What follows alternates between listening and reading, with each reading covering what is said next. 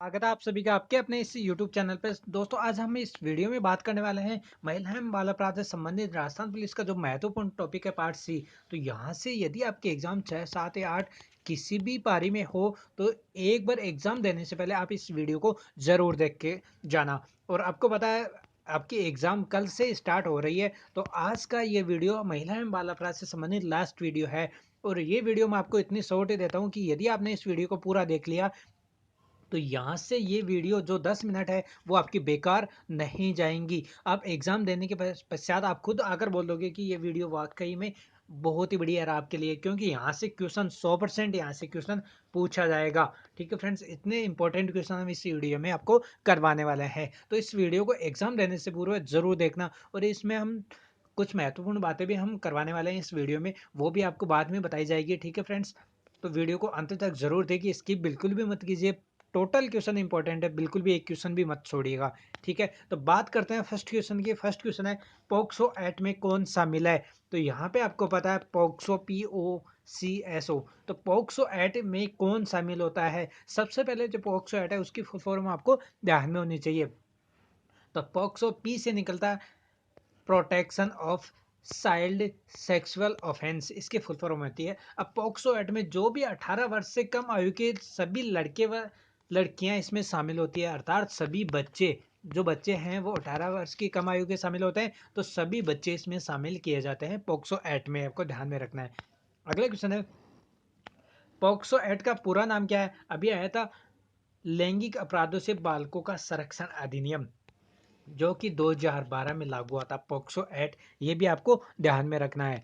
अगला क्वेश्चन है child helpline number कौन से हैं। तो चाइल्ड हेल्पलाइन नंबर है 1098। अब आपको यहाँ से जो ध्यान में रखना है, महिला जो हेल्पलाइन नंबर है वो भी आपको ध्यान में रखना है। जो पिछले वीडियो में करवा दिए 3-4 महिला हेल्पलाइन नंबर है, वो आप कमेंट करके बताइए कौन कौन से हैं। यदि आपने पिछला वीडियो देखा है तो आप बता सकते हैं। अगला क्वेश्चन है पॉक्सो एक्ट कब लागू हुआ था। तो 14 नवंबर 2012 को पॉक्सो एक्ट लागू हुआ था, जिसमें सभी बच्चे शामिल किए जाते हैं। अगला क्वेश्चन है कितने वर्ष तक की कम आयु की लड़की का बलात्संग करने पर फांसी की सजा का प्रावधान है, जो कि पॉक्सो एक्ट में निर्धारित किया गया है। यदि कोई व्यक्ति 12 वर्ष की कम आयु की बच्ची का बलात्संग करता है तो वह उस व्यक्ति के खिलाफ केवल और केवल जो सजा है वो फांसी का प्रावधान दिया गया है पॉक्सो एक्ट के तहत। और यहाँ पे ध्यान में रखना है, यदि 12 से 18 वर्ष तक की बालिका से कोई बलात्संग का कार्य करता है तो वहाँ पे आजीवन कारावास का प्रावधान किया गया है पॉक्सो एक्ट में, दोनों ध्यान में रखना आपको। अगला क्वेश्चन है 12 से 18 वर्ष की लड़की का रेप या यहाँ पे बलात्संग आ सकता है, तो करने पर कितनी सजा का प्रावधान है। तो या तो 20 वर्ष या फिर आजीवन जो कारावास है वो सजा का यहाँ पे प्रावधान दिया गया है पॉक्सो एक्ट 2012 के तहत। अगला क्वेश्चन है वेश्यावृत्ति के लिए लड़की को बेचना किस धारा के तहत अपराध है। इंपॉर्टेंट क्वेश्चन रहेगा आपके एग्जाम के लिए। यदि कोई व्यक्ति वेश्यावृत्ति कार्य करने के लिए किसी लड़की को बेचता है तो वो धारा 372 के तहत अपराधी माना जाएगा। और यहाँ पे बेचना तो 372, लेकिन यदि कोई खरीदता है, ये भी आपको ध्यान में रखना, खरीदता है तो धारा 373 वहां पे लागू होती है। तो आपको ध्यान में रखना, बेचता है तो 372 और खरीदता है तो 373 धारा लागू होती है। अगला क्वेश्चन है 18 वर्ष से कम आयु की लड़की को बहलाकर वेश्यावृत्ति के कार्य में लगाना किस धारा के तहत अपराध माना जाता है। तो यदि कोई 18 वर्ष तक की कम आयु से लड़की को बहलाकर वेश्यावृत्ति के कार्य में लगाता है तो वो धारा 366 के तहत अपराधी माना जाता है। अगला क्वेश्चन है 0 से 7 वर्ष तक के बालक द्वारा किया गया अपराध को अपराध की श्रेणी में नहीं माना जाएगा। ये कथन है वो धारा 82 में दिया गया है। यदि कोई बालक है जो 0 से 7 वर्ष तक या 7 वर्ष से कम आयु उसकी है और उसके द्वारा अपराध किया जाता है तो वह अपराध नहीं माना जाएगा धारा IPC की धारा 82 के तहत। अगला क्वेश्चन है 0 से 12 वर्ष तक के बालक के द्वारा किए गए अपराध को अपराध की श्रेणी में नहीं माना जाएगा, यह धारा 83 में दिया गया है। अगला क्वेश्चन की बात करते हैं निःशुल्क व अनिवार्य शिक्षा देने वाला भारत विश्व का कौन सा देश बना है, जो कि RTE है, राइट टू एजुकेशन, निःशुल्क और अनिवार्य शिक्षा। तो वह भारत 135वां देश बना है विश्व का। तो निःशुल्क जो अनिवार्य शिक्षा है RTE, इससे संबंध में हम टोटल वीडियो आपको टोटल जो क्वेश्चन बनते हैं वो करवा चुके हैं, जो कि कौन से 82वां संविधान यहाँ संबंधित है 2002, जो 6 से 14 वर्ष तक के बच्चों को निःशुल्क शिक्षा निःशुल्क एवं अनिवार्य शिक्षा प्रावधान करने का प्रावधान, निःशुल्क अनिवार्य शिक्षा देने का प्रावधान करता है। अगला क्वेश्चन है, दहेज निषेध अधिनियम 1961 कब लागू हुआ था? तो दहेज जो निषेध अधिनियम है ये कब लागू हुआ था? 20 मई 1961 को इसे लागू किया गया था। आपको ध्यान में रखना है फ्रेंड्स। अगला क्वेश्चन है, दहेज निषेध अधिनियम 1961 में दहेज की परिभाषा दी गई है। तो दहेज की जो परिभाषा है वो धारा 2 में दी गई है, और ये दहेज लेना व देना कानूनी अपराध है, ये धारा 3 में कहा गया है। ये भी आपको ध्यान में रखना है। अगला क्वेश्चन है, यदि कोई व्यक्ति किसी शिशु का अपहरण इस उद्देश्य से करता है कि उसके अंग बेचे जा सके, तो किस धारा के तहत अपराधी माना जाएगा? तो वह धारा 300 गुणांतर के तहत वह अपराधी माना जाएगा, और उसे जो 5 वर्ष की सजा का उस अपराधी के खिलाफ प्रावधान किया गया है। आपको ध्यान में रखना है। अगला क्वेश्चन है, धारा 326 संबंधित है। तो यदि कोई व्यक्ति तेजाब द्वारा किसी महिला पर या किसी व्यक्ति पर हमला करता है, तो वह 326 के तहत अपराधी माना जाएगा, जिसमें 10 वर्ष की सजा का प्रावधान किया गया है। आपको ध्यान में रखना। अब यहाँ से 326 ए और 326 बी भी ध्यान में रखना है। तो यहाँ पे 326 ए संबंधित है। यदि कोई व्यक्ति जानबूझकर किसी एसिड से या तेजाब से हमला करता है, तो वहां पे 326 ए लागू होती है, जिसमें सजा आजीवन कारावास का प्रावधान है। अगला बात करते हैं 326 बी। तो यहाँ 326 बी है, यदि किसी पर तेजाब या रासायनिक पदार्थ द्वारा किया गया हमले का प्रयास होता है, यदि प्रयास करता है, तो वहां पे 326 बी लागू होती है, जिसमें न्यूनतम सजा है वो 3 वर्ष की सजा का प्रावधान है। और 326 से आपको पता है, हमला करता है तो 326 है जहाँ आजीवन कारावास है, और प्रयास करता है तो 326 बी है, जिसमें न्यूनतम 3 वर्ष की सजा का प्रावधान है। अगला क्वेश्चन है, धारा 315 संबंधित है। तो 315 जो धारा है वो किससे संबंधित है? इंपॉर्टेंट क्वेश्चन रहेगा आपकी एग्जाम के लिए। तो 315 है वो भ्रूण को रोकना या भ्रूण की हत्या करना। यदि कोई व्यक्ति भ्रूण को रोकता है या भ्रूण की हत्या करता है, तो धारा 315 लागू होती है, जिसमें 10 वर्ष की सजा का प्रावधान है। अब यहाँ पे आपको ध्यान में रखना है 314 क्या है? तो 314 क्या है? गर्भपात के दौरान यदि किसी महिला की मृत्यु हो जाती है, तो वहां पे धारा 314 लागू होती है, जिसमें भी 10 वर्ष की सजा का प्रावधान दिया गया है। अब आप बात करते हैं 316। तो 316 क्या है? यदि जन्म के बाद किसी शिशु की हत्या की जाती है, तो वहां पे धारा 316 लागू होती है, जिसमें भी 10 वर्ष की सजा का प्रावधान है। और यहाँ पे 317 की और बात कर लेते हैं। तो 317 क्या है? यदि कोई व्यक्ति 12 वर्ष से कम आयु के बालक को घर से बाहर निकालता है, तो वहां पे धारा 317 लागू होती है, जिसमें न्यूनतम 2 वर्ष की सजा का प्रावधान किया गया है। तो यहाँ पे जो हमने टोटल धारा बताए 314, 315, आगे 316, 317, आपको ध्यान में रखना है, यहाँ से एक क्वेश्चन पूछा जा सकता है। अगला क्वेश्चन है, धारा 316 संबंधित है। तो 316 यदि कोई जन्म के बाद किसी शिशु की मृत्यु करता है, तो धारा 316 संबंधित है, जिसमें 10 वर्ष की सजा का प्रावधान है। अगला क्वेश्चन है, धारा 313 क्या है? तो 313 किसी महिला के बिना सहमति के करवाया गया गर्भपात धारा 313 में शामिल किया जाता है। आपको ध्यान में रखना, इंपॉर्टेंट क्वेश्चन है फ्रेंड्स, पूछा जा सकता है एग्जाम में। 313 क्या है? तो यदि किसी महिला की बिना अनुमति के गर्भपात करवाया जाता है, तो वहां पे 313 धारा लागू होती है। तो ये भी आपको ध्यान में रखना है। अब बात करते हैं यहाँ पे 305। तो 305 क्या है?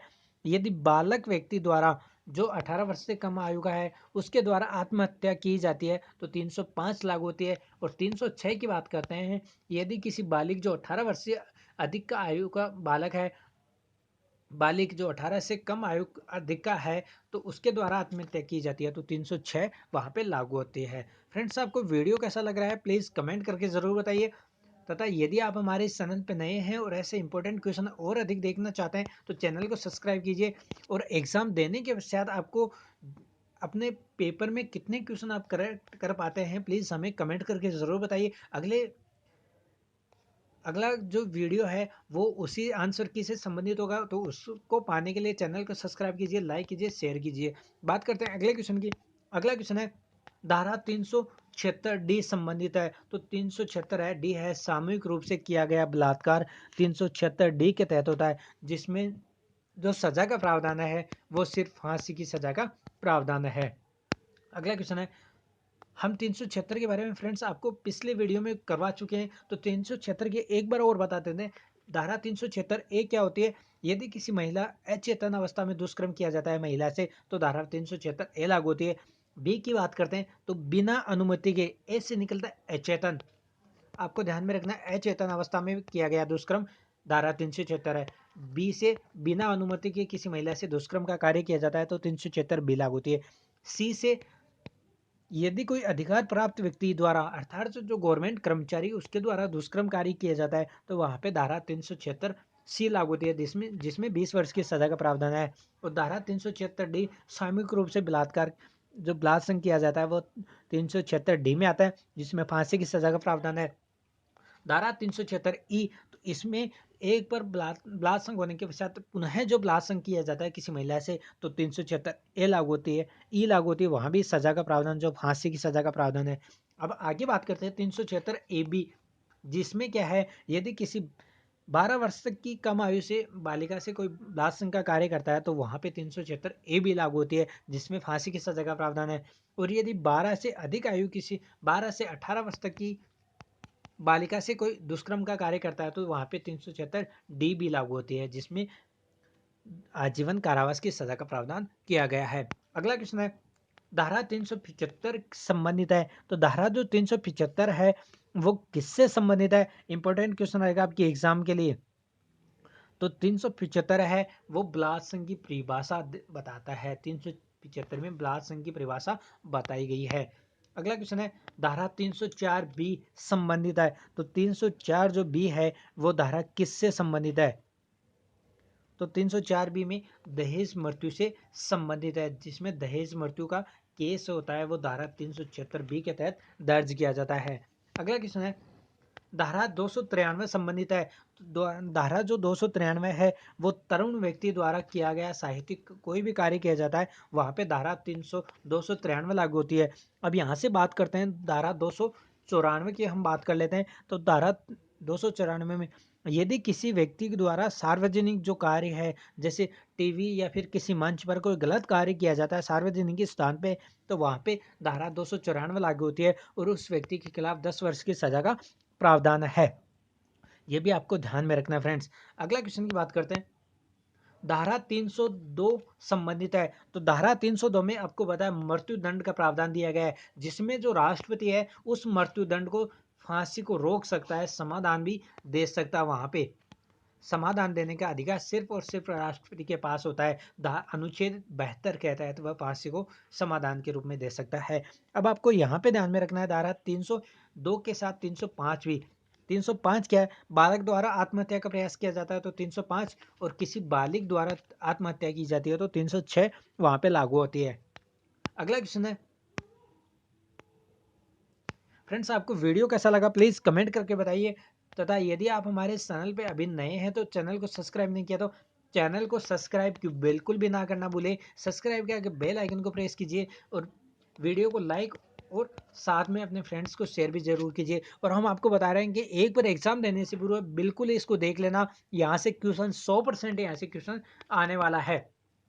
और आपको बताया जो एग्जाम सेंटर है वो भी चेंज कर दिए गए हैं, तो अपना एडमिट कार्ड आज ही दोबारा से डाउनलोड कर लेना, क्या पता आपका एडमिट कार्ड चेंज हो जाए, एग्जाम सेंटर बदल दिए गए हैं। तो यहाँ से आपको टोटल बातें हैं वो पिछले वीडियो में करवा दी गई है, तथा इसके साथ ही यदि आप कल से आपको बताया नेट सुविधा बिल्कुल बंद हो जाएगी तो वीडियो को डाउनलोड ज़रूर कर लीजिए, ताकि जब भी आपकी 8 तारीख को एग्जाम है तो आप इसको एग्जाम से पूर्व आप इसे देख सकते हैं। ठीक है, और चैनल को सब्सक्राइब बिल्कुल भी ना करना भूले। यदि आंसर की आपको सबसे पहले चाहते हैं तो हमारे इस चैनल पे मिल जाएगी। और एग्जाम के पश्चात यदि आपको कोई नई वैकेंसी के बारे में जानकारी पाना चाहते हैं तो हम इस वीडियो पे आपको नई नई जो भी वैकेंसी है, आपको पता है जो ऑफलाइन वैकेंसी है वो किसी भी यूट्यूब चैनल पे नहीं बताई जाएगी, वो सिर्फ हमारे इस यूट्यूब चैनल पे बताई जाएगी, जिसके लिए आपको चैनल को सब्सक्राइब और बेल आइकन को ज़रूर प्रेस करना होगा, ताकि जब भी वीडियो बनाए हम उसका अपलोड करते ही तुरंत आपके पास नोटिफिकेशन पहुंच जाए।